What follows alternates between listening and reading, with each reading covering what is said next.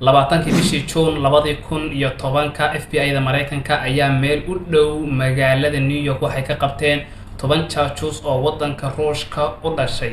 Jawaasiistan ayaa wadanka Mareykanka muddo aad u fara badan ku noolaa waxayna iska dhigi jireen dad xirfadlayaal ah oo xirfadooda ku shaqeysta. Qadiyadan ayaa daaha waxay ka qaaday mid ka mid ah shabakadii jawaasiiseed ee ugu weyneed ee Ruushka oo ku dhex lahaa Mareykanka tan iyo dagaalkii qaboobaa. Shabakadan jawaasiista ah ee Ruushiyaanka ah waxay ku shaqeysan jireen qaab ay adag tahay in la qabto waxayna lahaayeen aqoonsiyo been abuur ah. FBI-da Mareykanka ayaa sheegtay in sirdoonka Ruushku ay soo direen jawaasiistan weliba ay yihiin dad si heer sare ah loo soo diyaariyay iyagoo soo qaatay magacyo been abuur ah waxaana loo soo tababaray inay si weyn ugu dhex milmaan bulshada Mareykanka. Qaybtooda ayaa guursaday dumar Mareykan ah waxayna dhaleen caruur waaweyn laakiin caruurtaas ma oga in aabayaashood ay Raashiyaan yihiin. FBI waxay sheegtay in jawaasiistan Raashiyaanka ah ay ku guuleysteen inay helaan oo aruuriyaan xogo xasaasi ah oo ku saabsan hubka nuclear-ka Mareykanka iyo xogo ku saabsan suuqa dahabka Mareykanka iyo isbedelada lagu sameynayo laamaha sirdoonka Mareykanka. Waayadan waxaa si weyn dunida daafaheeda looga hadalhayaa artificial intelligence-ga waa tiknoolajiyad waxtar badan leh dhanka kalena aad u khatar iyo halis badan. Qaybo ka mid ah khubarada ku takhasusay artificial intelligence-ga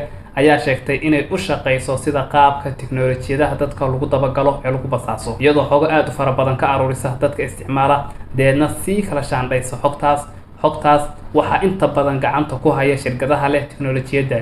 sidoo kale xogtaas waxay gacanta u geli kartaa wakaaladaha sirdoonka ee kala duwan. Warbixin uu baahiyay Guddiga Amniga Qaranka Mareykanka ee arrimaha artificial intelligence-ga oo ay madax ka yihiin Eric Schmidt oo ahaa madaxii fulinta shirkadda Alphabet oo ah shirkaddii dhashay Google iyo Bob Warwick oo isna ahaa wasiir ku-xigeenkii difaaca Mareykanka ayaa lagu sheegay in artificial intelligence-gu kacdoon iyo isbedel weyn ku soo kordhin doono qaabka ay sirdoonadu u shaqeyn doonaan mustaqbalka. waxayna dowladda Mareykanka kula taliyeen wixii loo gaaro sanadka 2030 sirdoonka Mareykanku inay si weyn u horumariyaan artificial intelligence-gooda si ay uga hortagaan weeraro walba oo dibadda uga imaan kara. Eric Schmidt oo nolosheeda inta badan ku qaadatay inay daraasayso xiriirka u dhexeeya tiknoolajiyadda cusub iyo qaabka xogaha sirta loo aruuriyo ayaa tiri ilaa waagi taariikhdu soo bilaabatay ilaa laga soo gaarayo ikhtiraacii internetka ee 1960-meeyadii dowladaha laba shay ayaa amnigooda u damaanad qaadi jiray.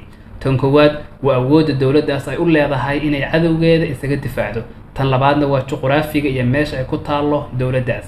casrigan arrintaas ma jirto oo adoona xuduudaada la soo galin hal xabana lagu soo ridin ayaa internetka laga soo weerarayaa xogahaaga iyo sirahaaga xasaasiga oo dhanna laga jabsanaya. Isbedelka weyn ee artificial intelligence-gu uu ku soo kordhiyay wakaaladaha sirdoonka waxaa ka mid ah sida degdega ah ay xogta loo helayo iyo sida degdega ah ee wax walba ay isku bedelayaan iyo sida degdega oo ay tahay in loo taxliiliyo xogtaas la helay iyo sida degdega oo ay tahay in xogtaas looga jawaabo. yacni maanta dowladdii aan ku hubaysnayn tiknoolajiyadda artificial intelligence-ga oo aad u heer sarreysa sirdoonkeedu sirdoon ma ahan xogaheeda xasaasiga iyo wax walbana waa laga qaadanayaa dagaal walbana waa lagu jebinayaa. tusaale ahaan haweeneydan Amy Schmidt oo ku takhasustay sirdoonka iyo artificial intelligence-ga waxay sheegtay in weeraradii Mareykanka ka dhacay September 11 ee labadii daarood ee mataanaha lagu qarxiyay in madaxweyne George W. Bush ay ku qaadatay 13 saac in uu taxliiliyo xogihii sirdoonkiisu ay soo siinayeen ee ahayd ciddii weerarkan ka dambeysay iyo sidii looga falcelin lahaa.